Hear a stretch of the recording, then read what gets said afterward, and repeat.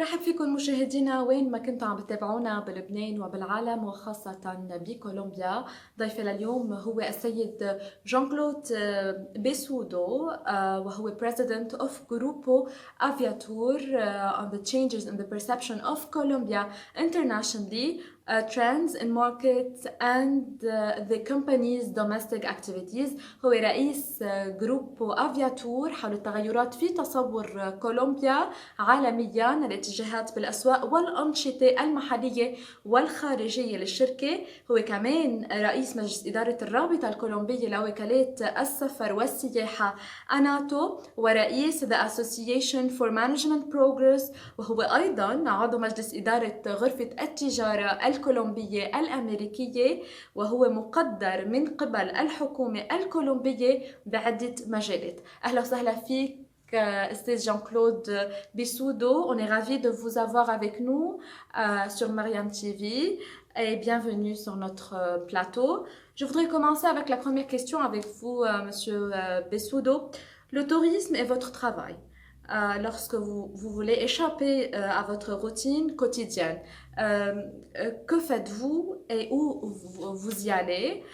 Quels sont les points positifs et négatifs qui vous dérangent dans le travail d'un guide touristique؟ عم بسأل الأستاذ جان كلود عن وقت بده هيك يخرج شوي من الروتين يلي بيعيشه كمرشد سياحي، شو بيعمل وشو هي حسنات وإيجابيات وسلبيات أيضا العمل بمجال الدليل السياحي والسياحة. Cela fait 53 ans que je travaille dans l'activité touristique.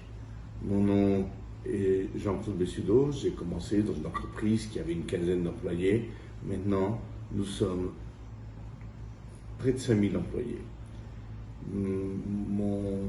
Ma routine de travail à Bogota, généralement, ce sont des petits déjeuners de travail qui commencent tôt, être à mon bureau, m'occuper de toutes les visites qui viennent, répondre les messages,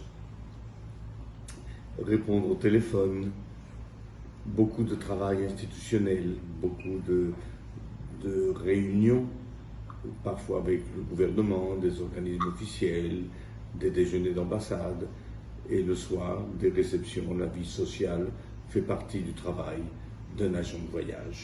Le travail de guide est un travail très important pour la profession de tourisme. Nous employons plus de 300 guides en Colombie, surtout pour les passagers des croisières. Qu'est-ce qui me déplaît le plus d'un guide?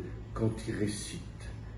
Qu'est-ce qui me plaît le plus? Quand il adapte son récit à la nationalité, au goût des passagers, quand on a l'impression que c'est vraiment du sur-mesure.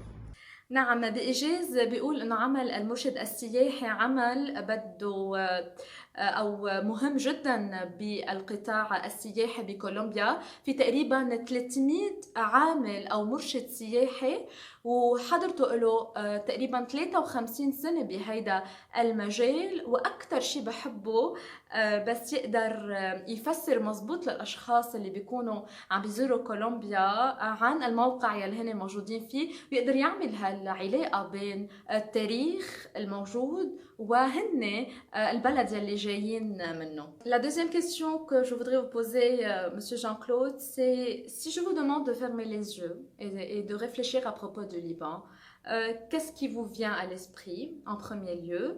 Bien qu'elle soit une destination merveilleuse et avec une histoire qui est vraiment généreuse, elle n'est pas l'une des meilleures destinations ou d'une destination préférée aux touristes qui viennent d'ailleurs, hors du Liban. Pourquoi? عم بسأل الأستاذ جان كلود إنه عم بطلب منه يغمض عيونه ويفكر بلبنان شو أول شيء بيخطر على باله، خاصة إنه لبنان بيتمتع بتاريخ عريق جدا وبمواقع تاريخية وطبيعية كتير حلوة، ولكن منه الجهة المفضلة لدى بعض السواح الأجانب. ليش؟ Liban, que j'ai bien connu, où j'étais invité par mes amis Robert et Tania Arad, dans leur famille, à visiter tout le Liban avec une extrême générosité. Le Liban c'est avant tout pour moi le pays de l'hospitalité. De l'hospitalité, de la gentillesse, en plus d'un infini intérêt à niveau culturel et touristique, bien sûr. مسيو جان كلود بيقول انه حضرته زار لبنان ومن خلال دعوه من بعض الاصدقاء له هو بيعتبر انه بلد بيتمتع بحسن الضيافه وخاصه بما يتعلق بالثقافه والسياحه. نحن بنتمنى انه نقدر كمان من بعد ما تخلص ازمه كورونا نقدر كمان نشوفه لاستاذ جان كلود بلبنان، واكيد نحن بنكون كثير مبسوطين اذا بيزور هالبلد. L'une des principales sources des revenus du Liban sont le tourisme et les Libanais qui vivent ailleurs, hors du pays. Quelle sera votre recommandation pour que cela dure, étant donné la crise économique et la crise de la pandémie COVID-19? Et quelle est l'importance de la recherche et du développement pour générer de l'énergie innovante.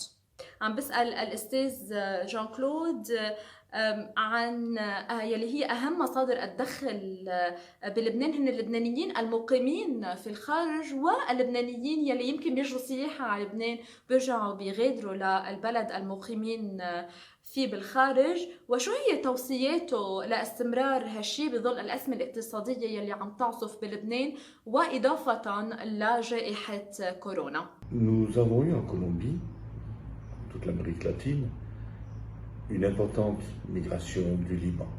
Ici on les appelle los turcos, sans bien distinguer l'origine géographique d'où ils viennent. À un moment, le Parlement colombien avait 30% de ses effectifs dont l'origine était libanaise. Un président, le président Tourbaï, d'origine libanaise. Il y a une énorme majorité de la population d'origine étrangère qui vient du Liban, qui désire y retourner, qui désire connaître à nouveau leurs racines. Et cela va perdurer dans le temps. Donc, il y aura toujours ce tourisme d'origine ethnique qui va retourner au Liban, retrouver leurs racines et qui en parlent. Et quand ils en parlent, ils donnent envie aux autres passagers de découvrir le Liban. Et l'enthousiasme pour cette découverte est aussi très contagieux. Je ne sais pas si c'est le moment de parler de contagion maintenant, mais oui, d'enthousiasme pour le Liban, un enthousiasme dont je suis très partisan. بيقول الاستاذ جان كلود انه بامريكا اللاتينيه وخاصه بكولومبيا صار في كتير هجره للبنانيين وباعداد كتير كبيره وهنا بيسمون لوس توركوس.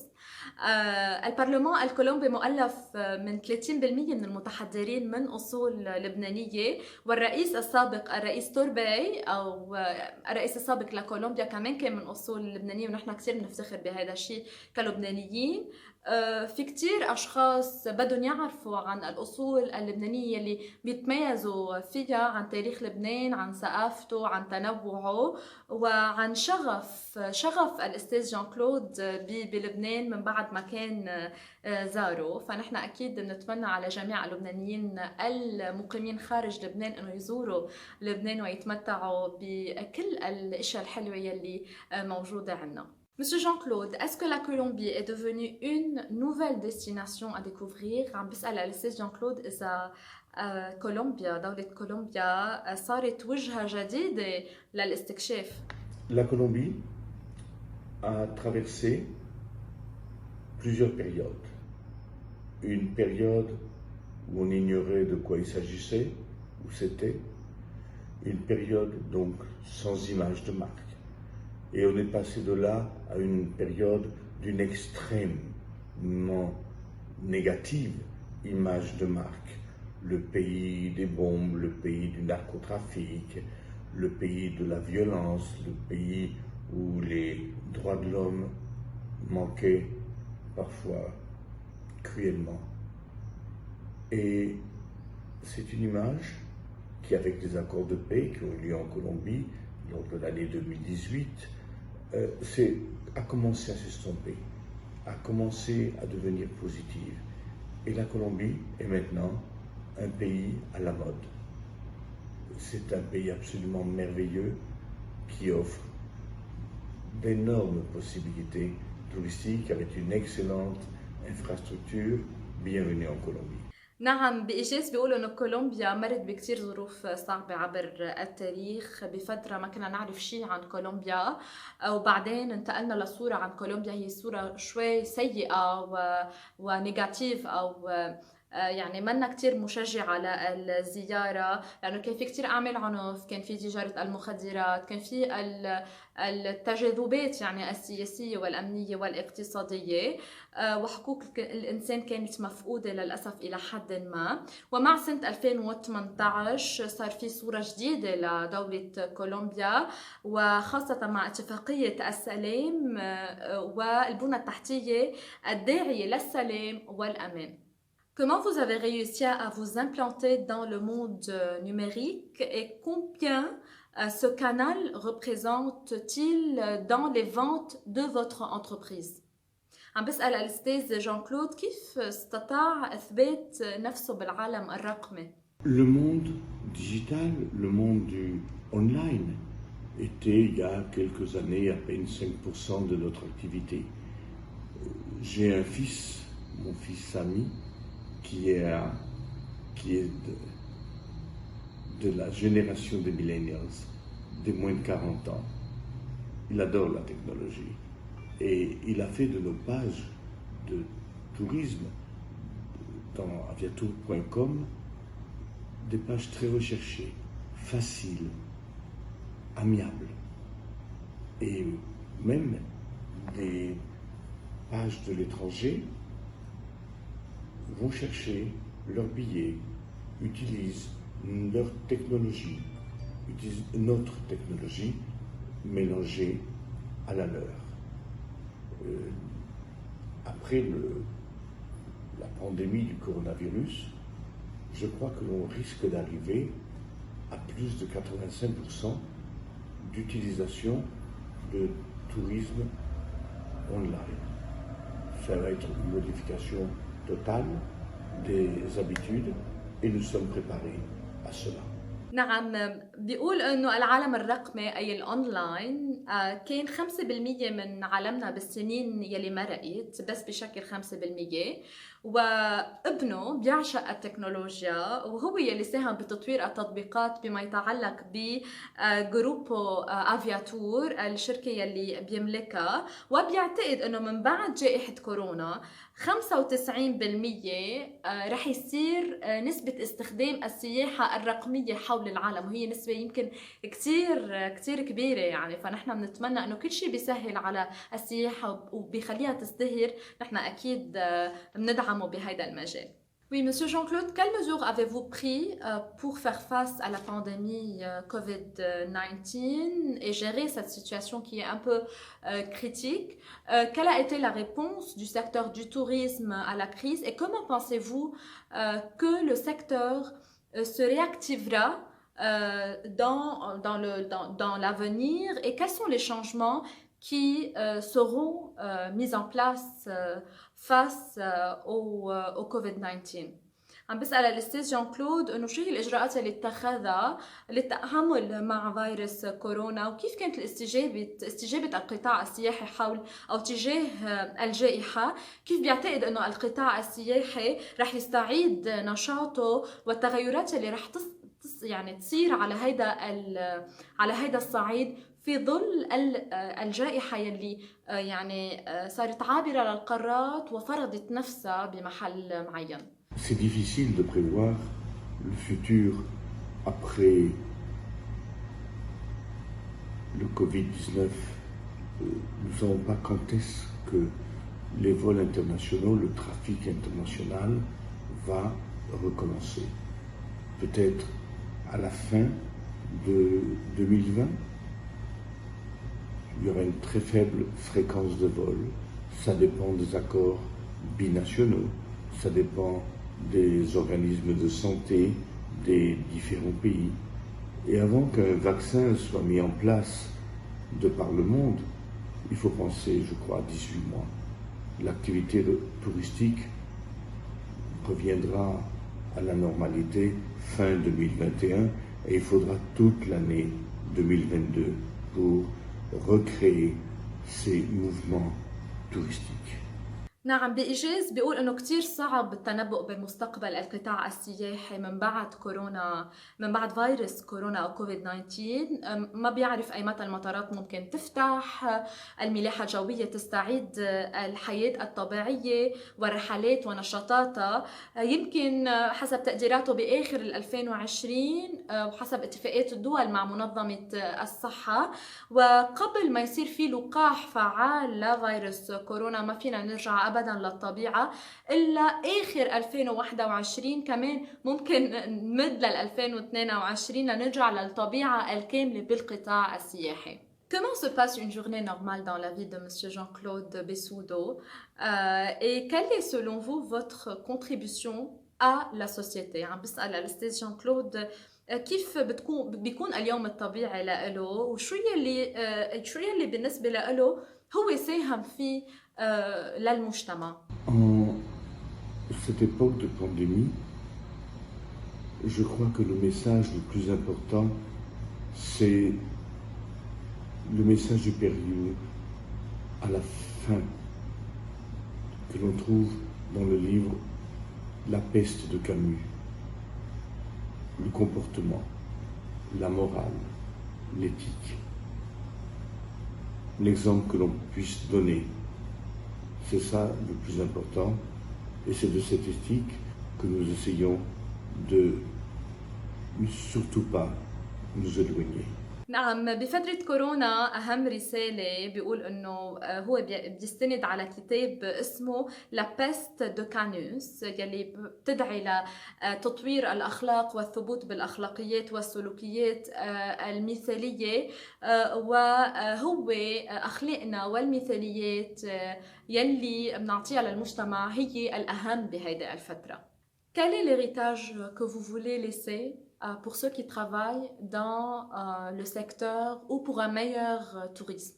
عم بسأل الأستاذ جان كلود شو الإرث يلي عباله إنه يتركه لكل الأشخاص اللي بيشتغلوا لتحسين السياحة يعني حول العالم.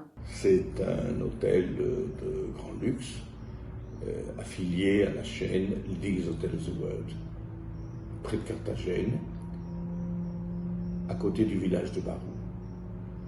Et nous essayons de faire au maximum du tourisme intégré, du tourisme équilibré, du tourisme soutenable. Et cela en communion avec le village. Le village n'a pas d'eau. Nous remettons dans des 100 tonnes d'eau par jour, de l'eau potable de désalinisation que nous produisons. Nous y donnons des cours d'anglais. Le village n'a pas de dispensaire médical. Notre médecin, notre infirmière s'occupent des soins médicaux pour le village. Nous fournissons gratuitement les médicaments. Nous donnons accès aux machines distributeurs de billets pour qu'ils puissent avoir les subsides que donne le gouvernement. Nous organisons des collectes. Enfin, nous essayons d'être le plus utile possible et c'est pour ça que je suis venu dans cet hôtel pour y passer la période. بيقول الأستاذ جان كلود إنه في فندق كتير مهم بحب إنه يتركه كإرث، بيتحدث عنه بالمقابلة، وعم بيحاولوا إنه يشتغلوا على السياحة المستدامة وكل المستلزمات الطبية ومياه الشرب النظيفة يلي موجودة بمنطقة عم بيشتغلوا عليها، عم بيشتغلوا على البنى التحتية يلي موجودة بالمنطقة اللي هو بيشتغل فيها، لأنه كتير ناقصة أشياء والسياحة بتقدر تدعم كل هالبنى التحتية يلي بتساهم بتطوير القطاع السياحي. Oui, Monsieur Jean-Claude, quel est votre secret de réussite؟ عم بسأله للأستاذ جان كلود شو سر نجاحه بهذا المجال بمجال السياحة؟ Le secret pour qu'une entreprise perdure, c'est s'adapter. Les entreprises qui perdurent, ce ne sont ni les plus riches, ni les plus grandes, ni les plus intelligentes, ni les plus modernes. Celles qui perdurent, ce sont celles qui s'adaptent le mieux, sans jamais, jamais, à tout jamais, s'éloigner de l'éthique professionnelle, de l'éthique individuelle, de l'éthique personnelle, et essayer d'en faire des entreprises heureuses. Quelles sont les entreprises heureuses? Les entreprises équilibrées, où la partie commerciale soit aussi importante que la partie administrative, soit aussi importante que la partie financière, soit aussi importante que la partie technologique. Cet équilibre, c'est le bonheur des entreprises et que tout le monde y trouve son compte. Tous ceux qui interviennent dans l'entreprise, savoir maintenir l'intérêt du gouvernement, l'intérêt des clients, l'intérêt des fournisseurs, des ressources humaines, des associations professionnelles, maintenir l'intérêt et l'équilibre entre tout le monde, que tout le monde y trouve son compte. نعم، بيقول إنه الإدارة عمرها 53 سنة والإنسان لازم ينوثق فيه ليقدروا يشتغلوا معه. كل شغلة بيقولها أو كل شغلة بيقولوها هن كتيم لازم يعملوها، وبيقولوا كمان إنه لازم يكون قد الكلمة يلي بيقولها، وأهم شيء إنه إذا عمل غلطة يتعلم من هالغلطة ويحاول يصحح هيدي الغلطة ويلاقي أسباب الغلطة يلي عملها لما تتكرر عن أول وجديد، وأكيد يتلاقى حل لكل غلط أو كل يمكن مشكلة بيوقعوا فيها، وأكيد الاستدامة بالعمل. يعني فعلا نحن نتمنى انه القطاع السياحي حول العالم كله يزدهر من بعد جائحة كورونا، لأنه نحن بحاجة للاستمرارية بالقطاع السياحي. شكرا كتير لك مسيو جان كلود بيسودو، حضرتك أغنيت هيدي المقابلة و très ravie de vous avoir avec nous une autre fois. نتمنى انك تجي على لبنان وكمان تزور كتير مناطق يمكن ما حصل لك الفرصة انك تزورها. نحن نتمنى لكل الاشخاص اللي بيشتغلوا بالقطاع السياحي وبالارشاد السياحي الاستمرارية، وانهم يطلعوا باقل اضرار ممكنة من هالجائحة يلي عبرت القارات ويلي فرضت علينا امور صعبة جدا. مشاهدينا شكرا لمتابعتكم، بتمنى انه هالمقابلة تكون نالت اعجابكم، والى اللقاء.